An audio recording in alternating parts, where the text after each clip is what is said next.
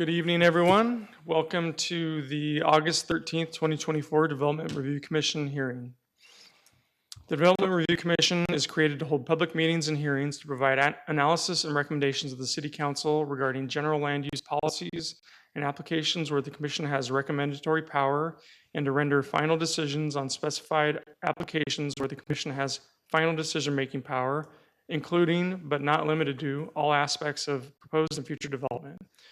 The Development Review Commission recognizes that the creation of a desirable environment throughout the city for residents, businesses, and industry is a prime requisite for the interdependence of land values, aesthetics, good site planning by promoting harmonious, safe, attractive, and compatible development that is therefore considered to be in the best interest of public health, safety, and general welfare.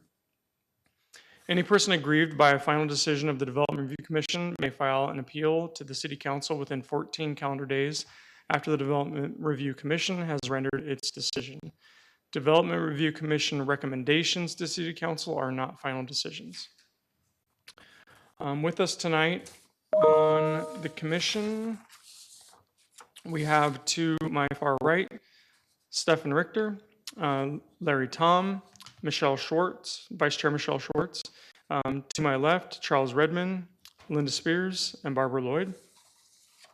Tonight with us from the city staff include Jeff Tamilevich, Ryan Levake, Ambika Edharki, Michelle Dalkey, Diana Kaminsky, Jacob Payne, Lucas Jensen, Whitney Mayfield, Joanna Berry, and Jason Wolf.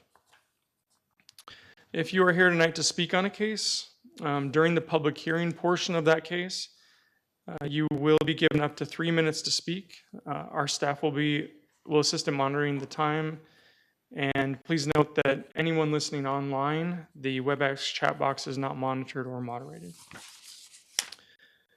Okay, so for our agenda tonight, first item we have is a review of our study session and regular meeting minutes from 7/23/2024, and then we will go through a consent agenda, and then we will hear any remaining cases that do not fall on that consent agenda.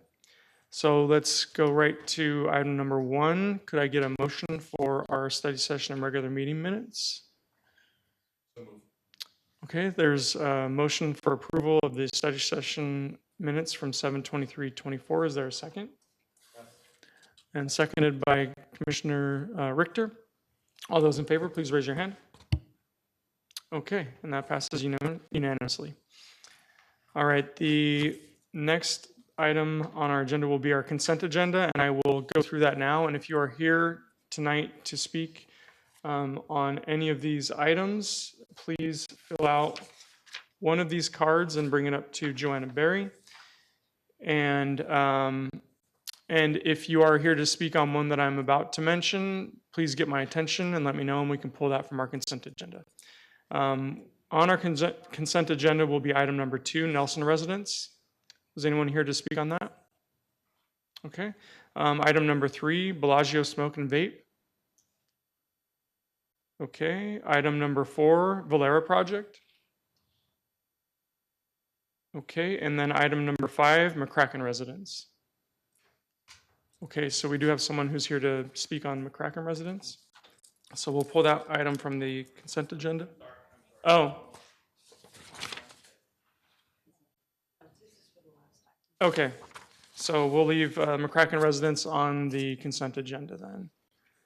All right, and then so let's have the last item on our agenda is going to be heard.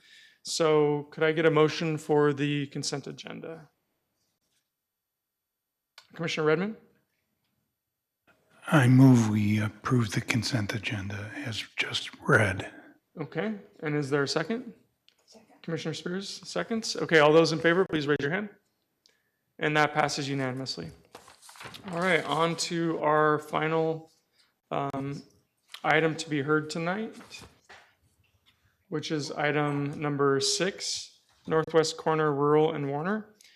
If we could have the applicant please approach and provide us your presentation.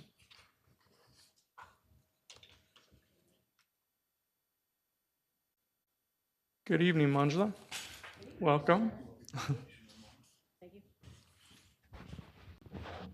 Brought Jamie with me. Good evening, members of the board. Sorry, Mr. Chairman, members of the commission. For your record, my name is Manjula Vaz with the law firm of Gamage and Burnham. I am here tonight to talk about our aptly named northwest corner of Rural and Warner. We are actually working on a name with the neighborhood and the community. So one day we'll have a name, but this is our name for today. If you will indulge me, I'm going to take a little, I'll take a little longer than we typically do. I'm going to go through our request. I have Jamie Blakeman here. It's not up here.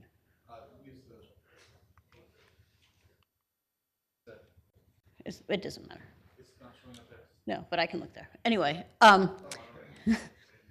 yeah, it's okay. Anyway, so Jamie's here from Lokahi, and she's our traffic engineer. I know there's been a lot of comments both about parking and some traffic, so we thought we'd have Jamie do a little bit of talking about the traffic and some of the concerns that we have heard as we've spent a lot of time, talking to the neighbors. This has, of course, been going along around for a while, and so we've been, certain things, we've gone through this for a little while, kind of walk through it, and then we'll be talking about design. So I appreciate your patience as we go through this.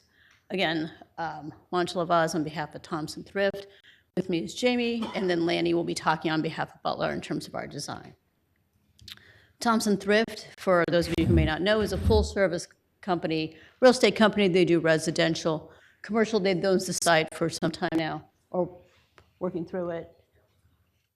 There. And also in industrial. Our request today is to rezone the property from ag to PCC1, to do a planned area development, to establish site-specific development standards, and to do a development plan review for site and landscape building design. This is the site, as aptly named, Rural and Warner, the northwest corner. As you know, it's been vacant for some time. We had gone through some issues, and now the general plan is this existing site. The general plan map that we all voted on has designated this as commercial, similar to the other corner on the northeast side. Oh, perfect. So as I said, the northeast corner is zone PCC1. We would like to designate this in a similar zoning designation. We have a similar setup, as you will see, retail and restaurant is designed in South Tempe. One of the things we talked about character study earlier today in the Corona South Tempe character area plan. One of the things that certainly has come out is they want livable restaurants and good shopping, kind of community gathering spaces, energetic outdoor-oriented spaces, walkable, and encourages cafe, outdoor dining options, pedestrian scale, amenities, which we've tried to do, and kind of retail that's scaled to the pedestrian level and not big box. So neighborhood center, not a destination, not grocery, but kind of a retail restaurant that matches what is to the east. So in terms of kind of just a very high development overview, we have one building one, which we'll show you, that is a restaurant with an outdoor patio. And then we have a building two that is a combination. These are along Warner, the restaurant retail, and then we have restaurant retail pads going north on Rural. We have 235 vehicular parking spaces, 35 bike parking spaces. We have landscape buffers from the existing residential homes. We've moved the buildings along the arterials so that you have the buildings away from the residential. And then we have landscape and walkable streetscape with multiple pedestrian connections into the site, which you can see here. So as I've talked about, what we've tried to do is then congregate the buildings towards the hard corner. We have pedestrian connections that you could enter into along the arterials, keeping them away from the neighborhood. We have landscape buffers along the neighborhood, and then we've certainly talked to some of the neighbors trying to manage the solid waste collection as best as we can within the parking lot, and trying to create a buffer between the neighborhood and the retail buildings, the restaurant buildings. Again, we have one access along Rural and then one access on Warner. In terms of parking, we have 264 parking spaces required by code. However, and Jamie's going to talk a little bit more about this, but I just wanted to kind of talk through it. The average, if you look at that's probably high for a regular, just a smaller neighborhood center. The average Saturday parking demand in the ITE, the Transportation Engineering Manual, would have 216.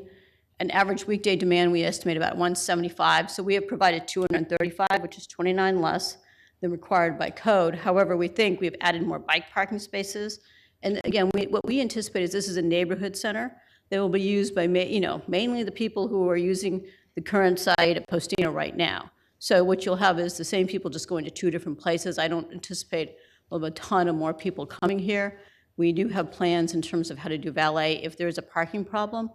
But one of the things we wanted to talk to you a little bit about is if you look at comparable developments, and for example, the developments that are at McClintock and Warner, just a mile to the east, their parking demand rate is lower than ours. So as you see here, and Jamie can correct me if I'm wrong, but basically we have 8 parking spaces for every 1,000 square feet of building. At McClintock Fountains, at the northeast corner of McClintock and Warner, they have 5 spaces, and then at the northwest corner, they have 5.5. So we think that our parking is adequate for what we're trying to do, which is a mix of kind of restaurant and retail. The other thing, just to give you a little sense of, and maybe talk a little bit about the history of what happened at the northwest corner. As we all probably remember, that site where Postino is now was not a restaurant. It was, I believe it was a gas station. And then it was, it was done as an adaptive reuse project. So consequently, as you all know, when you do adaptive reuse projects, you do get to have a lower parking ratio. And when it was first done as Tempe Public Market, it did seem like the parking was okay with the other 2 restaurants. There is certainly, I understand there's a parking problem. I go there as well. I understand that there's an issue, but I think, they're working through their issues. But what I wanted to show here is we actually have less square footage than they do. We have 235 parking spaces. They have 85 parking spaces for a restaurant. We have 192 spaces for our restaurant. And so we think people are going to go to the restaurant and then go shop at the retail. They have more retail spaces because it was kind of more of a retail center, but they now have more people hanging out at their restaurants. In addition, we think that we have adequate parking, Jimmy will talk more about it, for our restaurant, that we have just slightly above from 12, we have about 4,000 square feet more restaurant, but we have double the amount of restaurant parking. So I'm gonna let Jamie talk a little bit about trip generation and what's going on at Warner and Rural, just in terms of traffic, and she can talk to you more about parking. And then Lanny will talk to you about design, and we're happy to answer any questions. Sure thing. Good evening. So trip generation, hopefully you're familiar with this. Jamie Blakeman with Lokahi. So trip generation, hopefully you guys are all familiar with this. I'm sure you hear a lot of cases. So all said and done with this development, on a normal weekday, there are about 2,000 weekday trips. Key here is the peak hours. That's typically what we hone in on, is the AM and PM peak hour. The AM peak hour, as you can see here, is 180. The PM peak hour, 231. One thing I like to note with peak hours, oftentimes most municipalities in the Phoenix metro area, if we are 100 peak hour trips or less, a traffic study really isn't even done, or a very, very, very simple level traffic study is done, because we recognize that 100 peak hour trips really doesn't have much of an impact.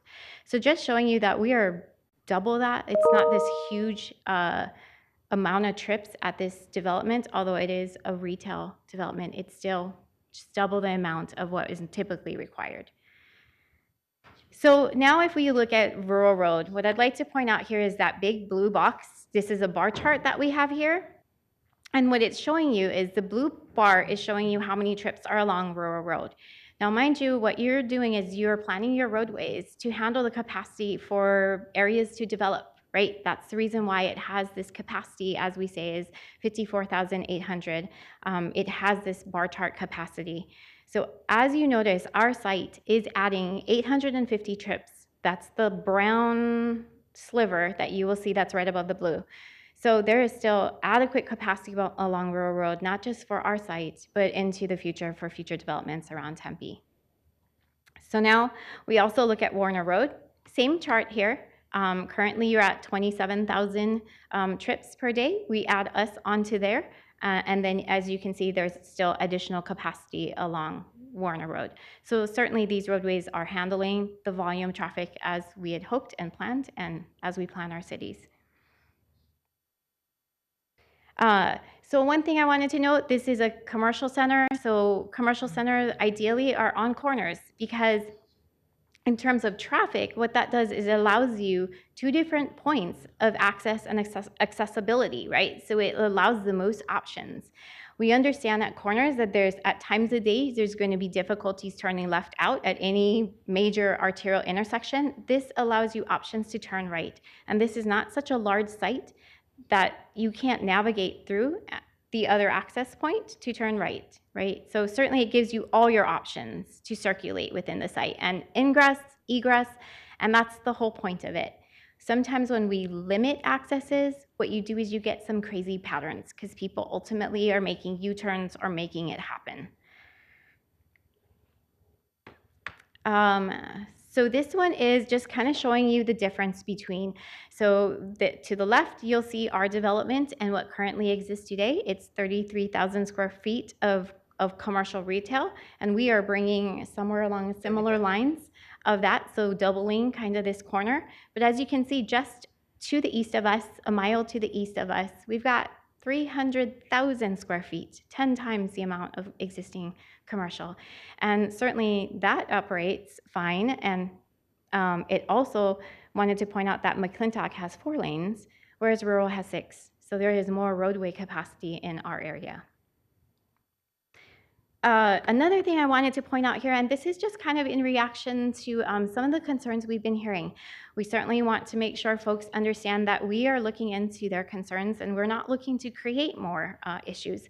Now, I would just want to point out that our traffic study has been approved by the City of Tempe, so it's been vetted through your traffic engineers. As part of our study, you will see that one of the tables that I clipped out here is our queuing study that analyzes 95% of the time. At maximum, this would be the queuing expected during peak hours. So if you notice, I correlated the green to the green and the blue to the blue and the yellow to the yellow so that you can see like what those dimensions are, and I have it as close to scale as possible that I could on an aerial. So you can see these movements are not conflicting with one another, and really the yellow movement turning into 71st Street to the south is actually a 0. So if anything, that one's misrepresented because in reality, the dimension is 0, showing that's really not queuing anticipated at this intersection, that folks should be able to make that turn. If you notice at our driveway, I just want to point that one out. There is just a queuing of 25 feet. We round up to the nearest 25 because that represents one vehicle. That is rounding up, it's one vehicle. So basically what happens here is because there's a signal, there are opportunities and gaps that are created for folks to make the left turn. We're not anticipating large queuing. And so, again, this is another slide that I put together in response to what we're hearing from neighbors. The concern is the 71st Street, the conflicts with the turns that are happening there, with our driveway, and we're gonna go into all kinds of different movements and maneuvers. I just wanna point out that this is not unusual in Tempe. I'm just pointing out our one location, but just to the east of it, there's a very similar situation, similar dimensions, and in fact, we are providing greater distances between the interaction of 71st Street and our access. So I'm going to turn this over to Lanny, and we're going to talk a little bit about the design and the landscaping, and then we're happy to answer any questions.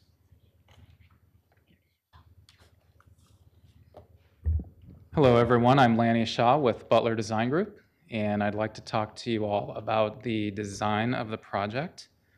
As you can see on the slide here, I know Manjula pointed out a lot about the site layout as it sits. So surrounding neighborhoods, we wanted to keep the buildings more up against both rural and Warner streets. And in doing that, that creates an interesting opportunity for some streetscape presence. So clearly this being four-sided architecture, because we're both presenting ourselves to the internal access to the shops, restaurants, and so forth, we also wanted to respect the fact that this is creating a really nice streetscape that everyone is going to be able to drive by and view and not be just flat walls and things like that. So we wanted to pay close attention to, again, not flat walls. So we've got some articulation with the buildings in and out. If you want Thank that you. on. Yeah. Yes.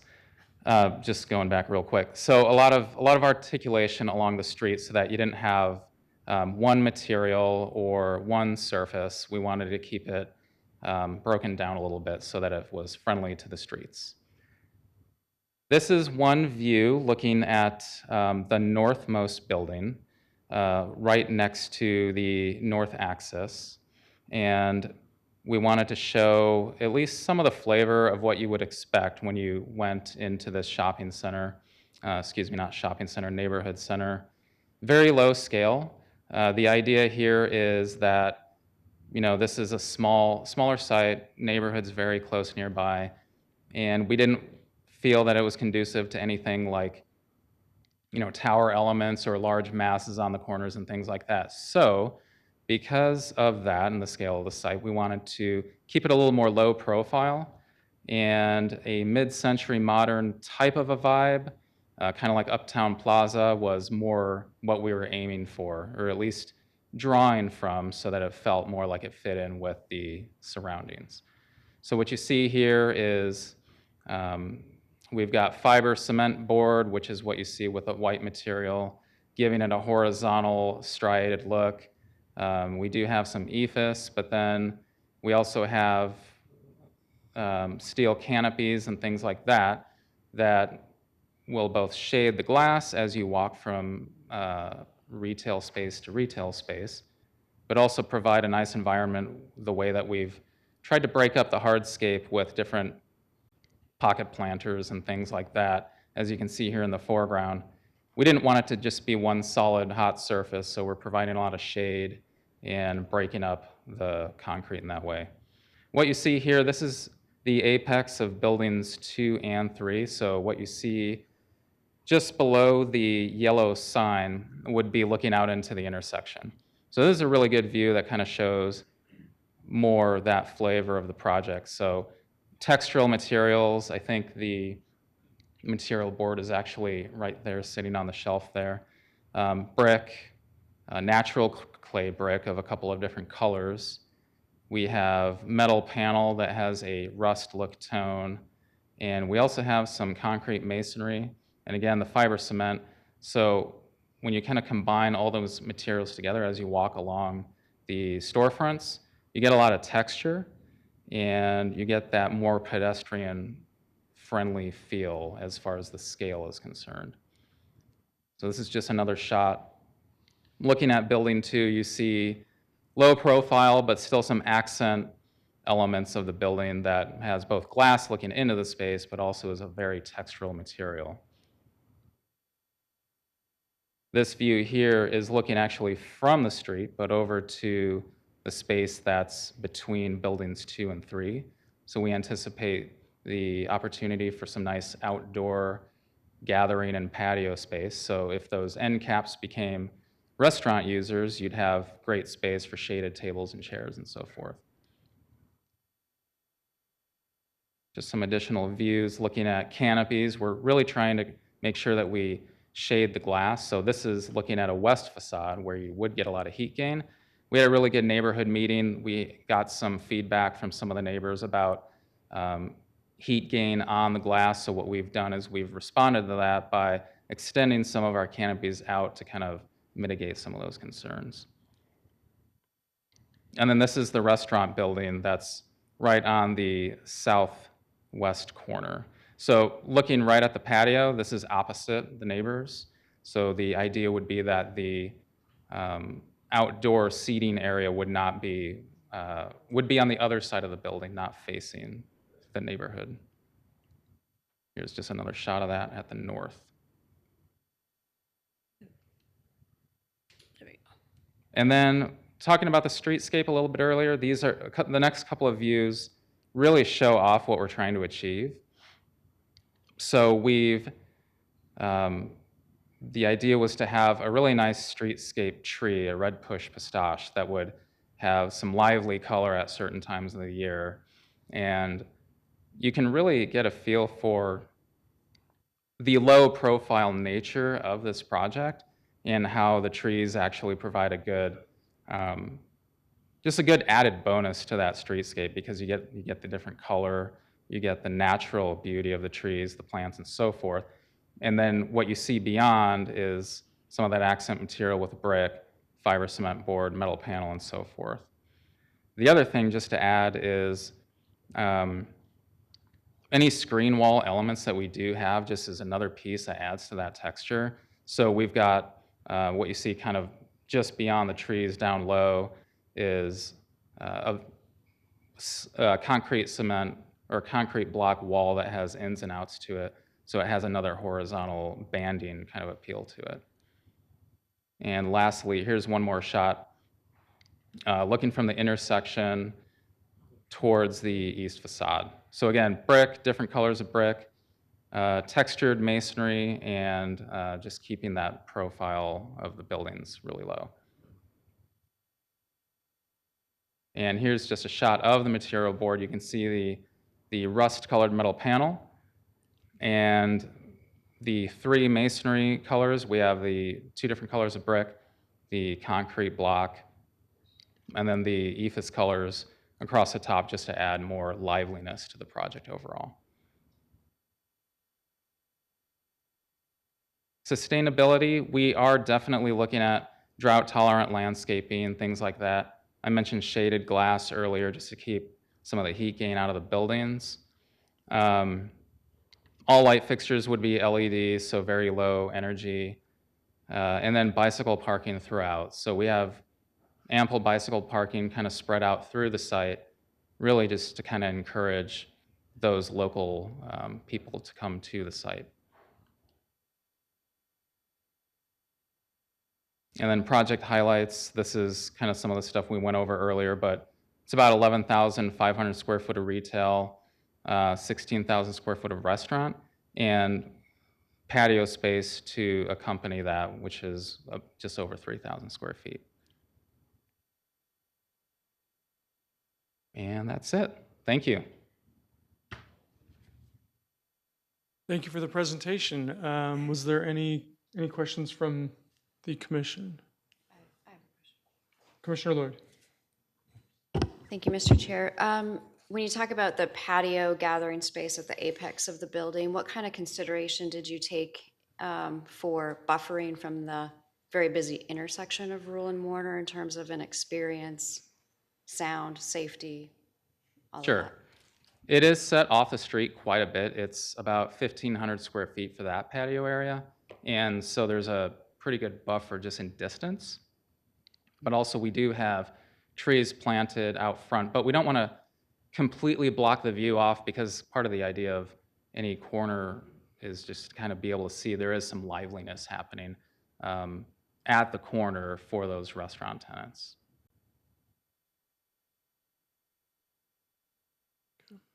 Commissioner Tom?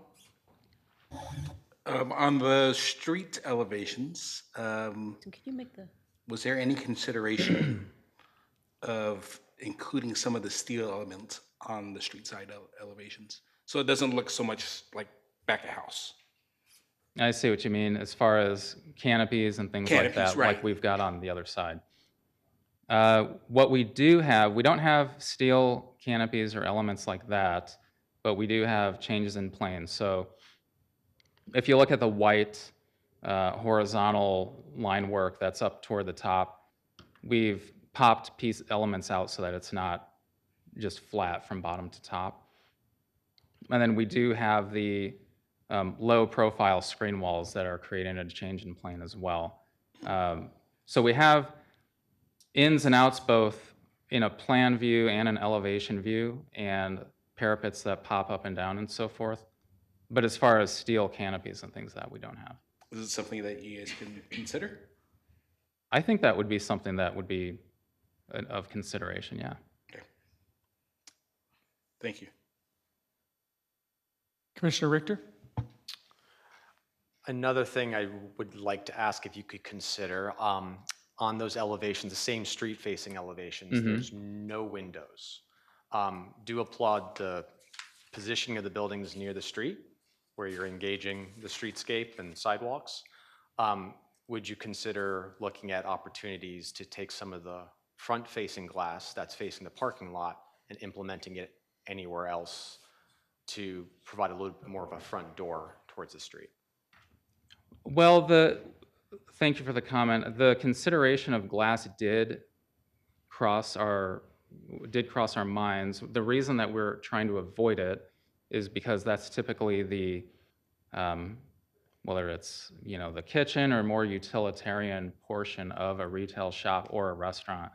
So we've tried to not go that route, but rather play with the articulation and screen wall elements and things like that. If there was glass, it would probably just have to be film on the inside or spandrel glazing. So that was something that we did consider, but we tried to mitigate the concerns about the four-sided architecture being right up against the street with other design types of elements. Yes, understood. More focused on the areas we do have the outdoor patios for the potential restaurants, even glimpses of glass from the street. Sure. Where you might have less of the back house activities and a lot less of the MEP and other junk. Yeah. Would kind of work. Technical term there. Junk's a good term. So you can see it on the left side of the screen between the two leftmost trees. There are large panels of glass that are on the end cap of that building, so that faces the intersection. Same with, I don't know if you can see it. It's hard to see in this view too, but it's along the right. You can see that we do have glass on the ends there. So technically speaking, the intersection view will have quite a bit of glass facing onto it. I know these views don't exactly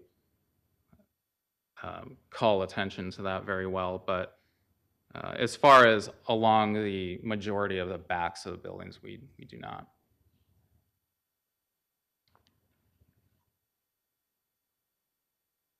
Any other questions? Okay, I do have a question.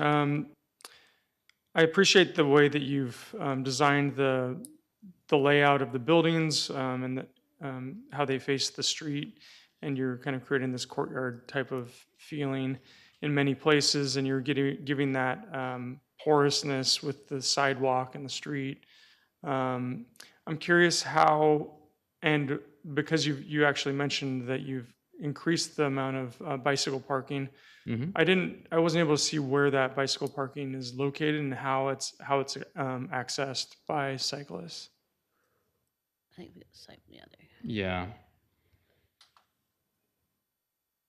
This isn't probably going to be the easiest graphic to illustrate where the bike parking is. However, it's spread throughout. So north and south of both building and 4, we have split up about 4 to 6 parking spaces for bikes.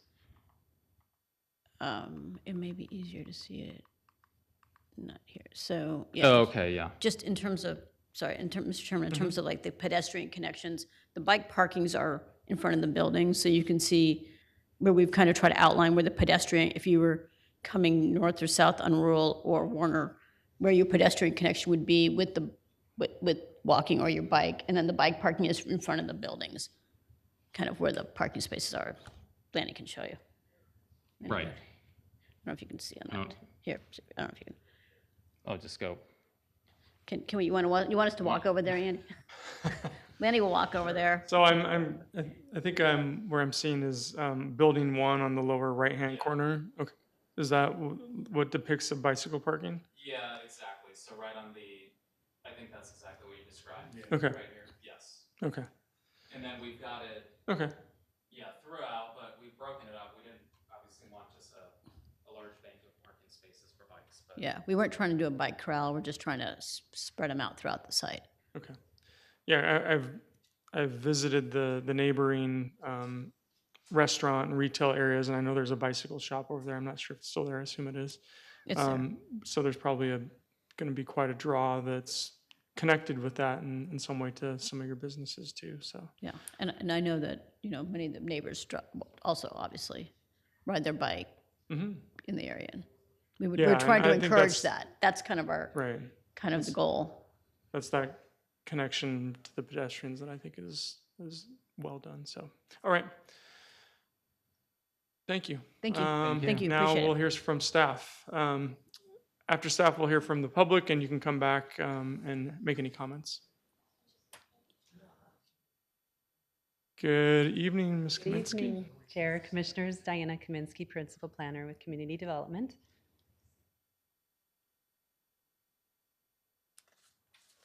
So the request before you is for a zoning map amendment to change from AG agricultural to PCC1 with, with a planned area development overlay and a development plan review for a new single-story commercial development that includes 4 buildings on approximately 3.75 acres located at 862 East Warner Road. The planned area development is maintaining most of the PCC1 standards. The request is really for the reduction of parking to go from 264 to 235 spaces. That's 29 parking spaces from what code would require. They are also increasing the setbacks slightly on the street front on Warner and the street side on Rural to provide a little bit more landscaping of the street. The site plan here, this also shows an aerial with the overlay of the site. It is a unique property in that it is a fairly large site for Tempe as a landlocked city, but has remained vacant since annexation into the city. What they're proposing to do with these 4 buildings is push them out to the corner, as you heard. The bike parking is located near the entrances to attract their customers to park near the entrances, and they're asking for, actually proposing double the number of parking spaces for bikes from what's required from code.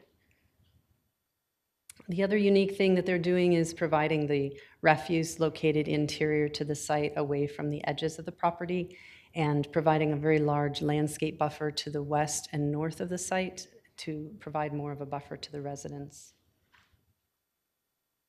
They have a very diverse landscape palette. They're adding 113 trees to an otherwise barren site.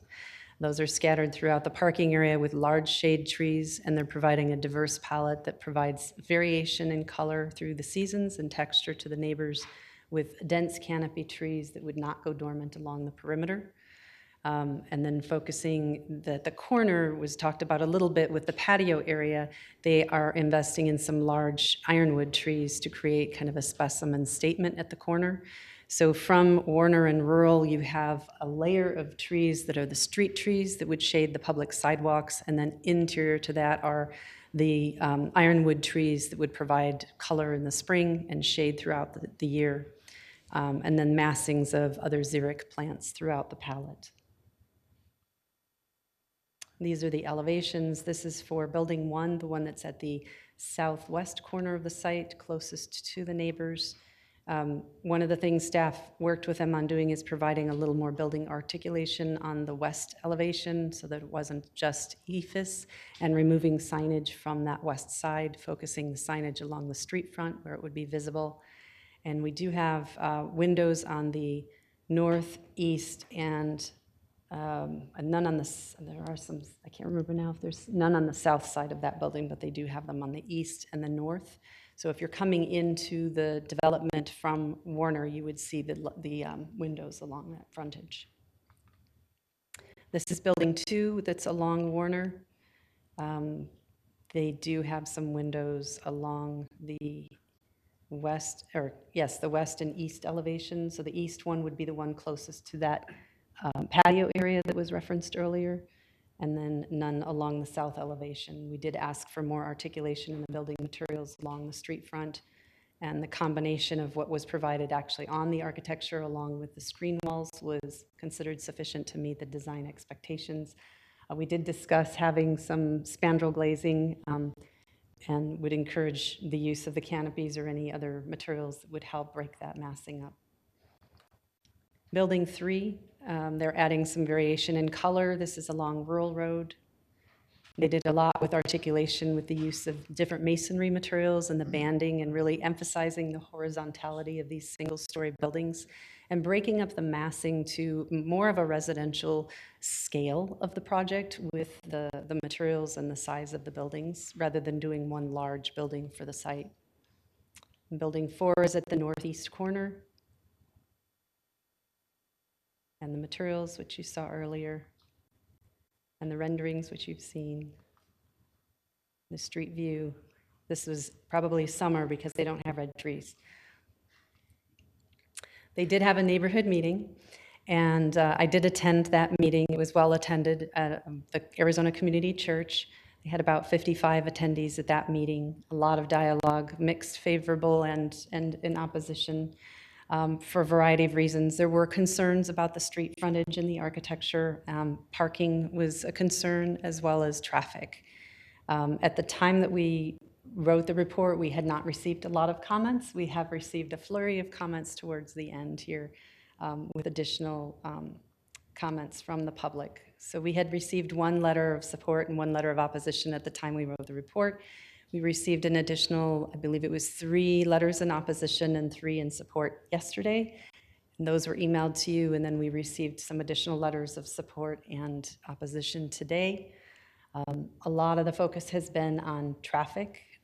When we looked at the parking for this center and the analysis that they provided, we felt that this was an appropriate request for the planned area development reduction in parking. And the addition of the bike parking that they were providing would encourage a multimodal use for access to the site. So we are recommending approval subject to conditions. We do have some unique conditions for this, and the applicant has reviewed and agrees to those conditions. So we have addressed the parking analysis that they did provide to us, but recognize that we won't know until we have the success of the project, right? It depends on who the tenant is and how successful they are and the time of day, whether it's a breakfast restaurant or an evening restaurant. And so we're requesting that they're, consider some management plans as an interim, as something that they would do in addition to the plan that they've shown, so that if they do need additional parking, they can look at a valet service or off-site parking with an agreement with another property owner for commercial use. So looking at some alternatives, they didn't have any details worked out for that, and we really won't know until the project goes in if it's even necessary. The right-of-way dedication, we do require a corner cutoff and unused easements shall be part of the subdivision plat. There were some things on the plans that hadn't been finalized, so we've asked by condition of approval that those be done at the plat portion of their project. The site is also in an archaeologically sensitive area. Because it has never been developed, we do need to have them follow our protocols for the archaeologically sensitive properties as they start disturbing the site for construction. And prior to commencement of construction, they have completed the training for the Salt River Pima community online cultural sensitivity training. Oops, and I think I went too far. So we are recommending approval. I'll be happy to answer any questions. Questions for staff? I do have a question. So you'd mentioned the potential, one of the conditions relates to if the parking is seen to be lacking, if some of these businesses are wildly successful, and it mentions the church. I'm wondering if there's been any, because I understand and I've been to the corner when there's been a lack of parking on the northeast corner. Have they entered into any type of agreements with the church? Is the church willing? Have those conversations been had? Do you know?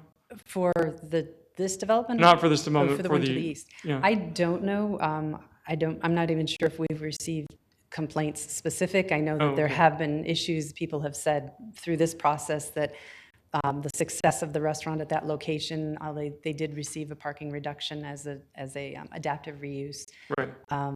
I don't know if they're having to address that through any additional process. Okay. And they may not, I don't know, I'm just, you always want the closest spot, obviously, and those are always taken, so. I say that the lot is lined with a lot of extra parking. One of the things I think, when you have restaurants, you also have staff that they could park, if they were to enter into an agreement with the church, they could have their staff park off-site. They could also do a valet program, and I did ask for a parking plan layout of their site if it was to go to valet on-site. They didn't have that available for us to review, but the idea would be that if you're valet parking, then you're able to get more cars in, even within their own footprint. Okay. All right, well, thank you. Thank you. Okay, we are going to go ahead and move into the public comment period. Just as a reminder, I'll be calling up anyone who has filled out one of these forms. So I did see a few people come in after I made the comment, but if you're here to speak on this project tonight, please fill out one of these forms and bring it up to Ms. Berry in the corner here. And then I will call you in the order that I have received them. And you will be called up by name. Please state your name and city of residence when you come up. You'll be given 3 minutes to speak, and we may have some questions for you, but just want to preemptively say thank you all for coming tonight to speak on this project. First up is Michael Myrick, and on deck will be Larry Kelly. So Mr. Myrick, please approach and state your name again and city of residence. Thank you, members. My name is Michael Myrick. I'm a resident of Tempe of over 45 years, and I live in Tally-Ho Farms South. I'm also a former public elected official. I also sat on the General Plan 2030 for the city of Tempe. I am in commercial real estate and development. I own numerous commercial properties in Tempe, and I have a master's from ASU in real estate and development, so I think I'm qualified to speak a little bit on this subject. And the team that's put together is a great team. I've used many of those vendors currently or in the past. My issue isn't necessarily with the project. Certainly the traffic is my biggest concern. I'm a resident of Tally-Ho Farms South. We are probably known as Tempe's largest cul-de-sac, being a half a mile long. And I have noticed since Postino's went in and before Tempe Public Marketplace, people parking on our street. I thought it was our neighbors just having friends and family over, but come to find out that we're getting a lot of people parking on our street. We cannot turn out of our neighborhood now with nothing on that site. Turning left is taking your life into your own hands right now. We used to have, before they repaved the Warner Road a year and a half ago, there was a sign and a checkered box in front of our street that about half the people would look at and obey so we could get in and out, but that's now gone and we can't get out. I don't have a fancy PowerPoint to address a few things. They talk about traffic, I think, and they're talking about Rural Road being 6 lanes. Part of that is because the intent was to have a streetcar going down the middle of rural. That's why that's larger than most. Queuing is a concern. This is a safety corridor. If you've driven in the last couple weeks, it's been designated by the city as a safety corridor. I can tell you I go down to the corner every Sunday morning to do my irrigation. I find car parts. There are accidents everywhere on that corner. It's great to be a developer and talk about trees and bikes and those things, but the reality is most people, when it's this hot, are driving. Certainly when the weather cools off, they use other modalities. Again, my concern is the traffic. And when we were at the community meeting at ACC Church, someone from their team stood up and said, well, yeah, we're going to valet about 500 cars. We have the capacity to do that. That is like, I fell out of my chair when I heard that. So while I've, over the last 21 years, come to almost all these meetings or city council meetings in support of projects, because fundamentally they were good projects, I have to say I'm not in support of this project due to the traffic. I cannot get out of my street now. I know what's going to happen once this project's in there. They've claimed they've met with other community members, and I haven't gotten an invite to address about my concerns. I did speak up at the last one, but I would ask that you not approve this. Thank you. Thank you. Anyone have questions for Mr. Myrick? Okay. All right, next up is Larry Kelly with Jill Lewis on deck. Please restate your name and city of residence. Larry Kelly, City of Tempe, and we have lived on the north side of Warner on 71st Street since 1967. We're the longest residents on 71st Street to date. The northwest corner of Rural and Warner, in my opinion, is the ugliest corner between Highway 101 and the 10. And we think it's about time that something be done to beautify that corner. Every residential community along Warner Road that has a corner has a development on the corner.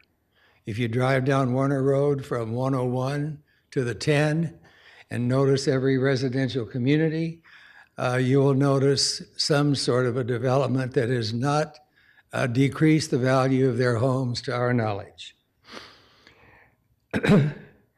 We think that the development on the northwest corner of Rural and Warner will be a great opportunity for community meetings, for community people that live on 71st Street on the north side, as well as the south side, to have a place to just meet and converse and have a meal together.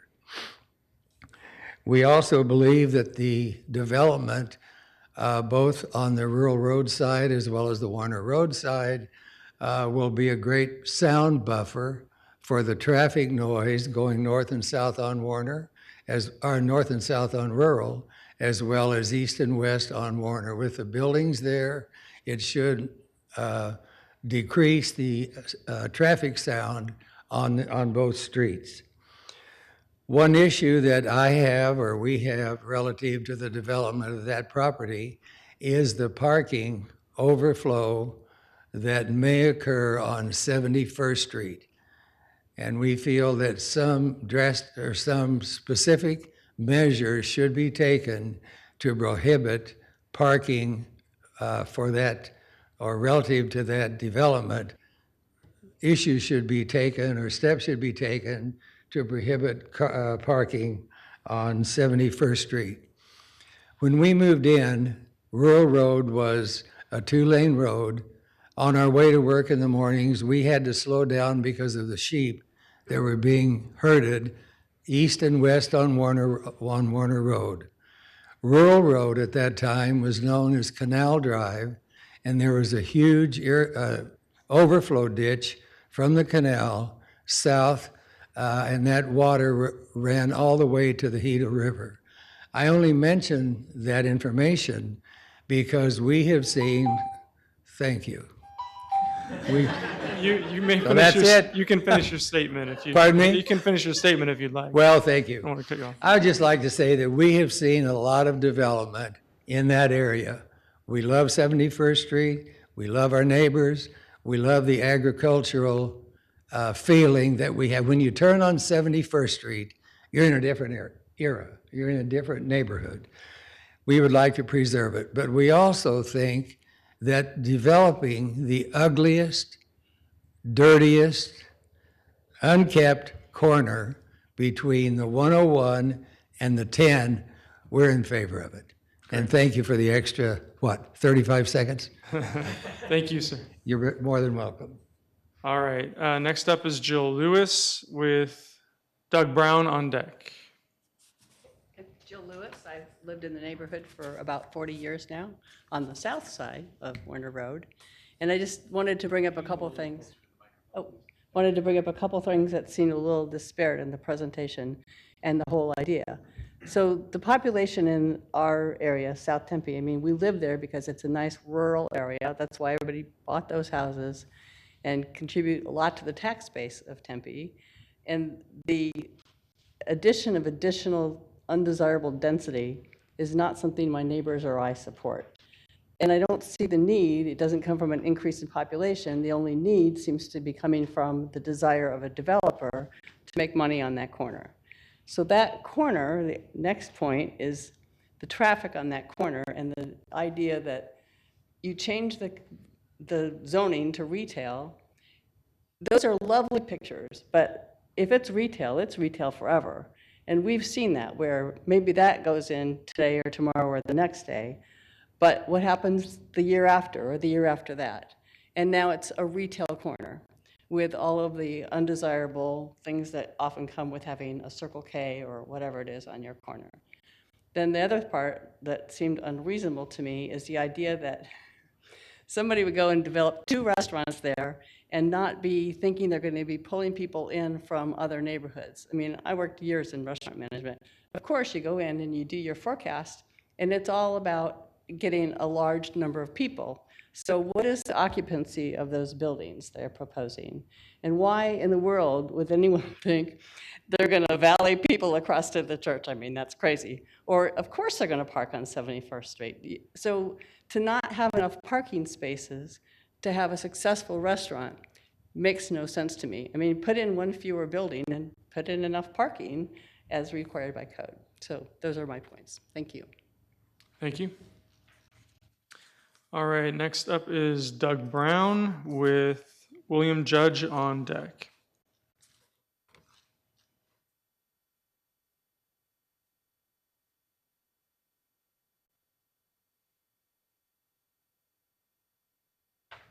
Good evening, Evening. board and commission members.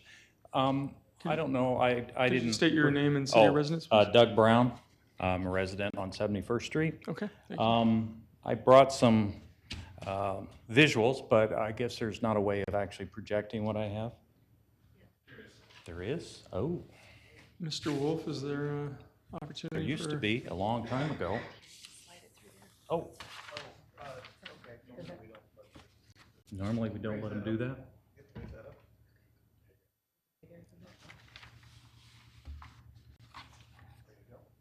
Okay, so,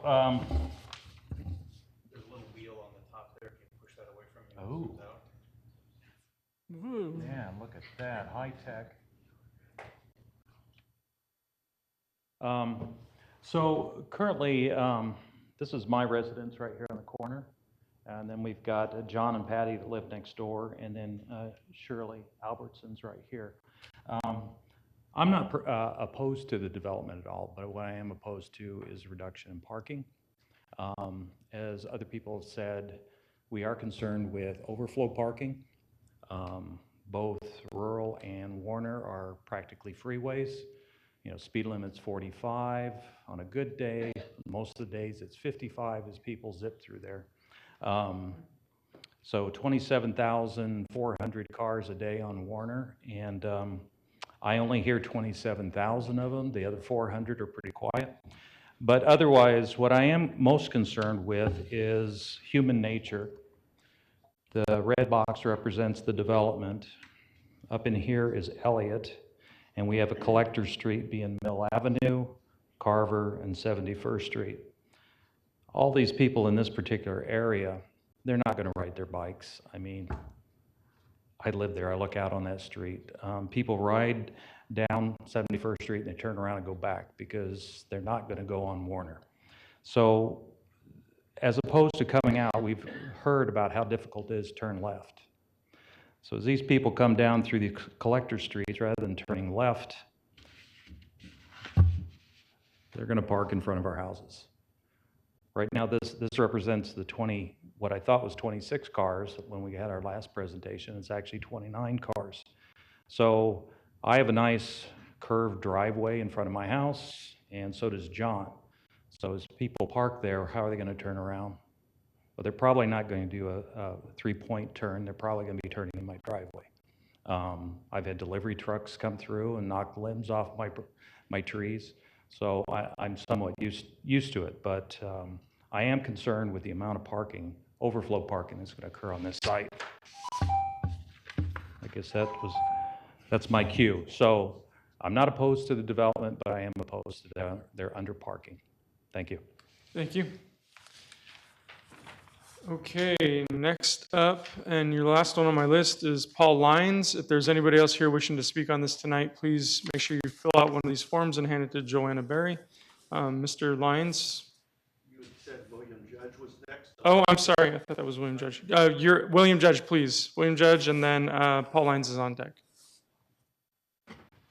Good evening, Commission. I'm William Judge, Tempe resident, 8405 South College Lane. So about an eighth of a mile from here, very close to it. We are in favor. The site is an absolute eyesore. Something needs to be done with it. This is, in our mind, is a very good use of it. The community is underserved as relates to these types of tenants. We see that with the popularity of the northeast corner. So I think additional restaurants, some retail would be good. It looks like it's going to be a high-end product. That means the rents will be high. That means the tenants will be good tenants. I think there will be a lot of bike riding and walking. We certainly intend to walk. Understand the traffic concerns of others. I think the traffic study does nicely rebut that. I pull out of 84 College Lane all the time. I don't have problems with rights or lefts, so I'm not sure what the problem would be on 71st. So in favor, and thank you for your time. Excellent. Thank you. Okay, Paul Lyons. Sorry about the false start, Mr. Lyons. No problem. Please state your name and Paul city Lyons, residence. I live on South 71st Street. Thank Just wanted to review a few things. This is the property, of course, everybody knows about. Basically, their ingress, egress is right here. That's where the curb cut is, exactly halfway between these two intersections. And this is what they presented at one of the meetings where we have, the ingress here going basically through the landscaping here and through a building here. And this one, again, their drawing, not mine, going through a building here and a building here. This demonstrates what would happen if we had right in and right out only, which are both very safe and very doable in that area. However, when you get to the left in and left out, these are the left outs. This would be a little bit difficult. This would be impossible. You would have a tremendous amount of accidents there because it's too blasted close to this intersection. And these people blast past 71st, getting to that center lane. And that would be very, very crowded. And here's the left end. Coming in here, people driving this direction are going to really have a problem with that curb cut. And this basically is my chief complaint, is right here. As we come home, residents of South 71st, it doesn't affect North 71st the same way. Here's the curb cut right here. We now would have 1, 2, 3 different opportunities for motor vehicle accidents, and that's my complaint. If it's right in, right out, I would say the project would be fine. But if it's got a left in and left out onto Warner, not onto Earl, but onto Warner, then I think it's inappropriate. Thank you. Thank you, sir. Okay, was there anyone else here tonight who wishes to speak from the public? Okay, seeing none, I'd like to invite the applicant back up to address anything they would like to address from what they've heard tonight.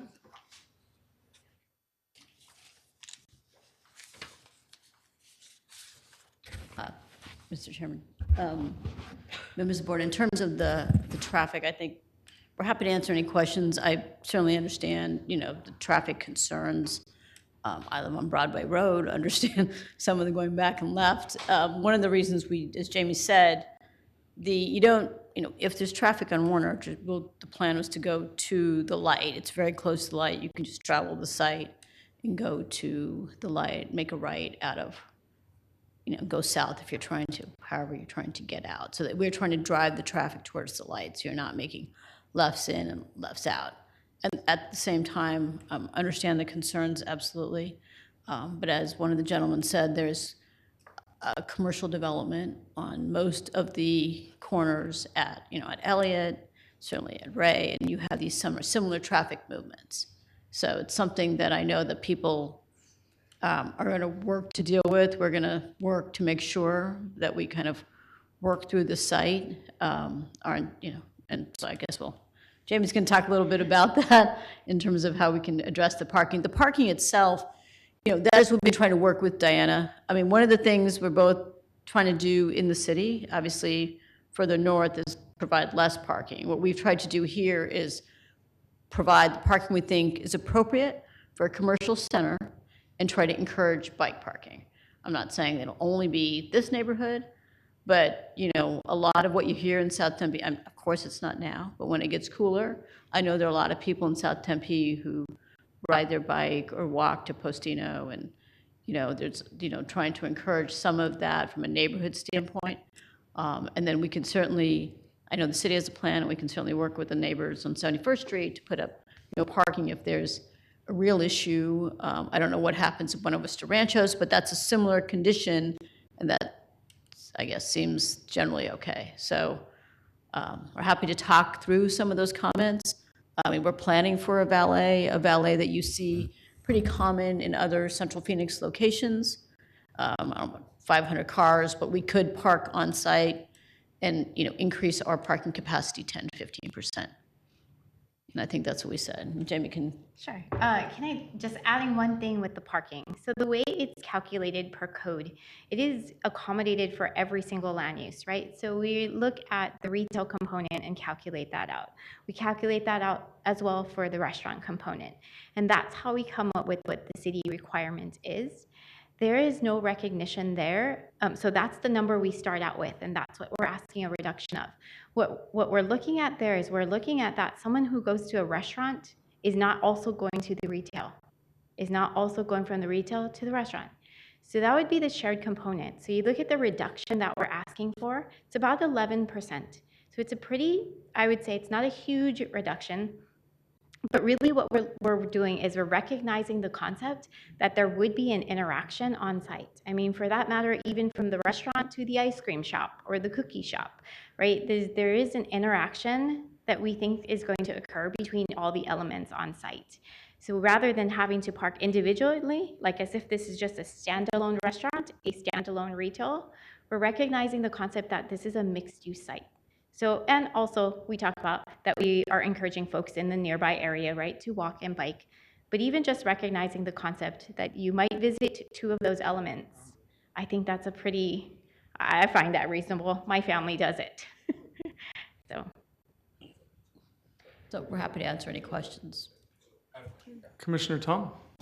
So your parking calculations is your best guesstimate of what percentage retail and restaurant you'll have, correct? You're kind of looking out into the future and saying, I'm going to have, I think it's like 15,000 square foot of a restaurant, potentially? Yes. It could be less than that. Yeah. So if it's less than that, your parking demand would go down. Yeah. Okay, just wanted to clarify that. Commissioner Lloyd? Thank you. With that in mind and knowing what's been occurring on the northeast corner, has the owner of the site done any pre-leasing? Do they have any indication of what their tenant mix is and how heavy it is for restaurant? Mr. Chairman, Commissioner Lloyd, we have done some pre-leasing initial outreach. I mean, it's still pretty early. We have a couple of LOIs that are smaller, kind of like an ice cream shop and some smaller restaurants. I mean, I think we've reached out to a lot of people, but the reality is in the restaurant community, the site has been, you know, we've gone through this a long time, so we're working on other pre-leasing. But that's, you know, our leasing is coming back, but we're not seeing, you know, that we're getting a gigantic restaurant. You know, we're trying to get some smaller, very boutique-y, neighborhood-centered restaurants. So if we get something more like Tempe Public Market or something smaller that you could kind of, that works, you know, we're not trying to drive a large restaurant user, if that's your question. But that's, we're trying to be very cognizant of the restaurant mix and retail mix that we put in here, so that we understand what our parking you know, what our parking calculation is. We've been very cognizant of that, and, you know, we hope, and we have been trying, we understand, you know, certainly we know these neighbors, been trying to make sure that we understand what's going on that site. And I might have missed it earlier, but I know the condition of approval is if there becomes a problem, that the owner will come up with a parking management strategy. Is there any sort of preemptive parking management strategy before it becomes a problem, so we know that there is a solution if it becomes a problem. We do have a valet parking, we are working on a valet parking plan.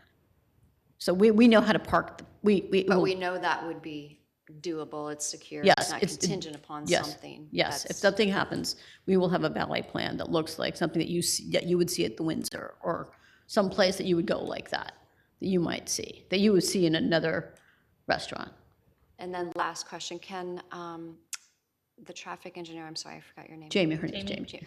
Can you speak to the right in, right out on Warner that one of the residents spoke to? Sure. So I understand why it reduces, right, that conflict of the left turns. Now, left turns at any arterial roadway during peak times are always difficult, right? But on other times, it's possible. So one of the things that I worry about most, right, that becomes the issue is, let's just say with the right in, right outs, think about if ultimately you live to the north. What would you do? There's no way to go north, right? You'd either have to go east out of one driveway or you're headed south. So what do folks have to do in order to ultimately head north? U-turns occur, people travel different patterns. So what you're really doing by introducing, when you think you're solving one problem by restricting, you're oftentimes creating problems down the road or some other location, right? So the best with a commercial site, you've got folks coming from all directions. We recognize that. It's meant to be a center, is to allow for that full access and for folks to go out. And really outside of peak times, it's really doable. And for those who don't want to, are uncomfortable making that left, make a right during those times, right? So I don't know if that helps, but it certainly restricts movements when you do the right in, right out. And I think he was speaking to only on Warner, so does that still? So it applies, right, that was just Jason, can you one put the example. site plan back, Jason? I'm sorry. Can you put the site? Because I think to your point about trying to go north, that doesn't sorry. apply if we're only talking about Warner. There you go. Right, like, because you can still take a left on rural, potentially. The question Yeah. from the resident was right in, right out on Warner only. Yes. Oh, got it. So the same thing applies, right? It's just, and by the way, I know there was talking about the arrows not being there on the driveway. It was a point of graphical, right, to show the movements that are allowed. It prevents you from using the most accessible route on site. It helps even internally in on-site circulation and externally. And again, one of the things I had shown earlier is that this is not an uncommon situation. It even exists just east of this, right? I don't know if you remember the diagram I showed, the distances, that this is not uncommon on corners. I'm just going the wrong way. Sorry. And just in terms of how, I think you're allowed left on the Tostina corner. Yeah. So here at this location, right, again, you look at there's 71st Street on the west side, that where we're talking about, right? But then there's, I don't know how to say. Arden. Yes, to the east. And also there's that commercial that we're talking about, Postinos. That same situation exists, right? So this is not unusual on corner to corner. We're trying to just show you that this is what happens in the Tempe area. We're not asking for an exception to the rule, and it's properly planned. Commissioner Tom? On that distance at 290 feet from your curb cut to the 71st Street intersection, Yes. worst case scenario, how many cars could queue there? Yes, so that was my other. So this is this diagram. So we looked at AM and PM peak hours. We took the worst of the peak hours. We calculated the queues. And as you can see here, right, so I'm showing you even at Rural and Warner, the eastbound left is 125 feet. That's the 95th percentile queue. That's what traffic engineers look at as queuing. So what that equates to is about 5 vehicles, and I even drew in your little 5 white dot vehicles there. Perfect. And then here into our actual driveway, we have 25 feet. That's 1 vehicle. So I put that 1 vehicle there. And then to the westbound left, it actually is showing that there's not going to be a queue there to turn left into their development. So if you look at the back-to-back overlapping, there isn't. So there won't be a conflict of There left shouldn't turns. be, yeah. There shouldn't. Yep, based on the 95th percentile. Thank you. Commissioner Schwartz? Yeah, maybe talk through any discussions you had regarding opportunity to post no parking signs on 71st, or had that been discussed with any of the neighborhood? Yeah, I mean, we've talked a little bit about it. Well, let me discuss, well, yes, we've talked a little bit about it. Of course, it's certainly not up to us, having gone through my neighborhood. You know, when you do that, that affects the whole neighborhood, as you know.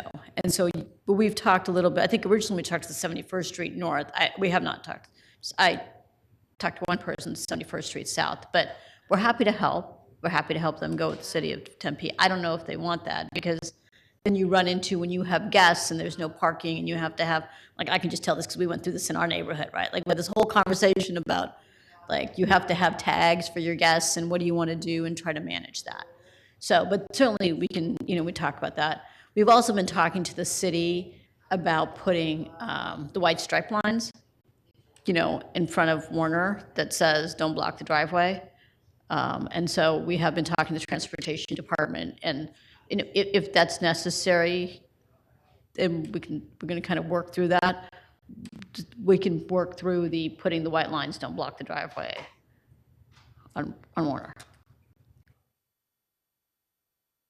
Yeah, those were actually the two of the items that I wanted to chat with you and with staff about, were the permit parking process, to make sure that the residents that live along 71st are aware of how that works, and provide some education to them about obtaining a permit parking area. And I believe, I know I live in an area on a street that actually has permit parking, so I'm just assuming that it's available anywhere to residents that might want it, but I don't know that that's the case. So Yeah, I mean, it's available to us, so I don't. that was one of the things that I wanted to Whoever find wants out. to answer that question. I don't know the answer to that question. Chair, Commission, I'd like to introduce Corey Steele. He's the traffic engineer. He can answer your questions about the parking. Good evening. Yeah, Corey Steele, Senior Civil and Transportation and Sustainability. We do actually do resident permit parking. We can do it all throughout the city. Typically, we're seeing it more downtown areas near the light rail. We have had certain areas where we do this near where residents have actually requested it based on the anticipated overdue overflow parking. So this is an area where if the residents request it, and it passes the voting requirements, which I believe is 70% of the neighborhood, it would be eligible for residential permit parking. Okay. And then the question about the do not block striping having been removed in front of 71st? This is something that we've looked into with transportation. I know this, the south leg, we've received quite a few complaints from residents about this. We've looked at this intersection 3 times in the last year, just to review it, to see how far back that queuing goes. We've not observed it during the PM peak hour, blocking that 71st leg. Now, that's not to say it's not happened, it just means we haven't observed it. Now, one of the things that did happen was that we did a signal optimization program, which is where we do a corridor. We'll go through, adjust the signal timings to make sure that if you're going the speed limit, you should get progression along there. Typically, that decreases the queues. That was really put in place about a year ago, and I think that's why we're seeing that decrease in queuing. So I don't know if this is still something that's still occurring, or if this is maybe something that had occurred previously. Based on the data that I'm seeing, it looks like this is something that had occurred previously, that the residents are still kind of remembering and may have been ameliorated through the signal timing effort. Yeah. And as far as the X in the roadway, we don't have any information that was actually there. I know we've heard that, but typically we don't like to put that in except for in front of fire departments. The reason why is that's something that it's kind of known that when there's the fire department, people stop there when that signal goes off. We have a bit of concern about putting it just in any intersection, because then if we put them in too many intersections, we worry about the compliance in front of fire departments. So.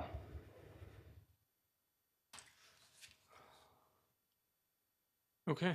Any other questions for staff? All right. Thank you so much. Any other questions for the applicant? No? Okay. Well, thank you. I think it's time for, we'll close the public comment period, and it's time for commission discussion. Commissioner Spears? I have an issue with doing the right turns, because all that does is that's going to put more traffic into neighborhoods, because you're going to go to the nearest street that you can turn into to make a U-turn. So I think that actually doesn't help. But certainly, if there is an issue with the overflow parking from Postino's going in neighborhoods, then that's something I would be discussing with the Postino's folks. That's not acceptable. But again, the possibility of doing the permitting, just understanding that the problem with permitting is it applies to everyone, including your own household. So, but I do think that I like the design on the project, and that's been vacant a very long time, and I think it's a good project. Other comments? Commissioner Tom? I also like this project. I drive this corner probably 4 times a day on my way home and on my way to work. I don't have an issue with the parking reduction. I think it'll work out. You know, the success of that northeast corner just shows that there's the demand for this potential use on this corner. The conflict with 71st, I don't think is there. I drive Warner at peak times. Usually we're not queued up all the way back to 71st. We're kind of queued up to where that driveway is. So I am in support of this project. And you know, if the demand for parking is too much, the developer is going to rectify that through their valley plan. The condition of approval related, yeah. Yep. Other comments? Commissioner Schwartz? Yeah, it's similar to Commissioner Tom. I also drive by this intersection very frequently. I live about 1.5 miles from here, and would be very excited to see a development here on this corner. Appreciative of all the staff and development's time on putting a lot of trees in here and looking at what the character area of Corona and South Tempe is, and I'm confident that this team will be able to bring the right retail mix and restaurants to the community. So I'm in support. I'll just make a comment before, and then hopefully hear a motion or other comments. I'm a former resident of the general area. I was over by Corona for many years. That's 20 years ago now, but I was so happy to see something happen with the old Circle K and with Tempe Public Market going in, and then Postino, and you know, that intersection was always just a kind of a dead zone as far as things to go do, places to visit. So I'm actually excited to see this come as well. I think the minor comment regarding Midtown Shopping Center inspiration, I like that idea. I hope that comes to fruition. I think that's a great shopping center and a good mix of retail, restaurant, and many other uses. So I would be in support of this. I think there was a comment related to some addition of metal canopy features along the street facing side. I would be in support of a condition for the applicant to work with staff to look at the potential addition of some features along the street side. And in general, I agree that the parking, if there is an issue with parking, that we have that condition of approval that will help address that. So I would be in support of this one. Comments or a motion? Commissioner Spears? I move for the approval of PL 240155. Okay, there's a motion. Is there a second? Commissioner Richter? Second the motion. Seconded by Commissioner Richter. Okay, all Mr. those. Chairman, I'm so sorry to interrupt you, just real quick. Commissioner Spears, does your motion include the chair's recommendation for the applicant to work with staff on the design changes on the street frontage? No, because the applicant has already agreed to look at that, and I trust that staff will follow through on that. I just want to, is that good enough? I mean, that's up to us. I think that Commissioner Spears is, I think she's accurate in saying that the developer will work in good faith with the staff to look into doing something along the street faces. Yes, Mr. Ms. Chairman, Mott. sorry, I Ms. didn't mean Mott. to get up, but, and just for clarity, we of course will agree to look in good faith. Yes. We'll work with the staff on the metal canopies, apologize.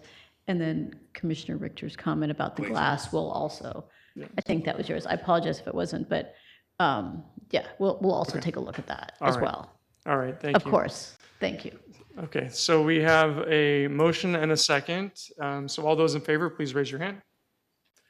And that passes unanimously. Thank you all for coming this evening. Next up on the agenda is commission member announcements. Any announcements? We don't have Commissioner Fortes, so no cleanup announcements. City staff announcements. No announcements, Mr. Chairman. Thank you. Okay, thank you so much. With that, we are adjourned.